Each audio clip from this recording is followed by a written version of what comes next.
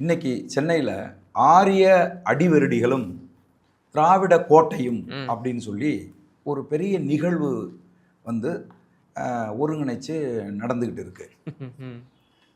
சீமான் அவர்கள் பிராமண கடப்பாடையை கொண்டு திராவிட கோட்டையை இடிப்பேன் அப்படின்னு பேசுனதுனால தான் இந்த கொந்தளிப்புகள் எல்லாமே தொடர்ந்து நடந்துகிட்டு இருக்கு.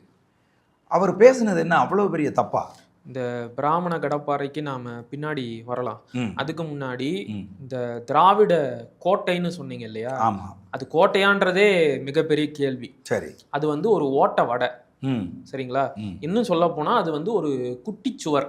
அந்த குட்டிச்சுவர் மீது ஏறி விளையாடும் சில மந்திகள் இன்று தமிழர்களையும் தமிழ் தேசிய அரசியலையும் பார்த்து குறைத்து கொண்டு இருக்கிறது. மந்திகள்னா குரங்கு.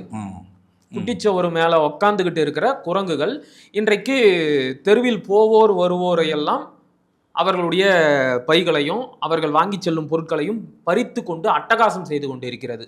அப்படிதான் நாம இதை சொல்லணும். ஸோ திராவிடம் என்பது முதல்ல ஒரு கோட்டை கிடையாது, அது ஒரு குட்டிச்சுவர். சரி, அப்படிதான் நாம வந்து அதை எடுத்துக்கணும். அடுத்தது ஆரிய அடிவருடிகள். யார சொல்றீங்க? புரியுது, நம்மளதான் வசைப்படுறாங்க.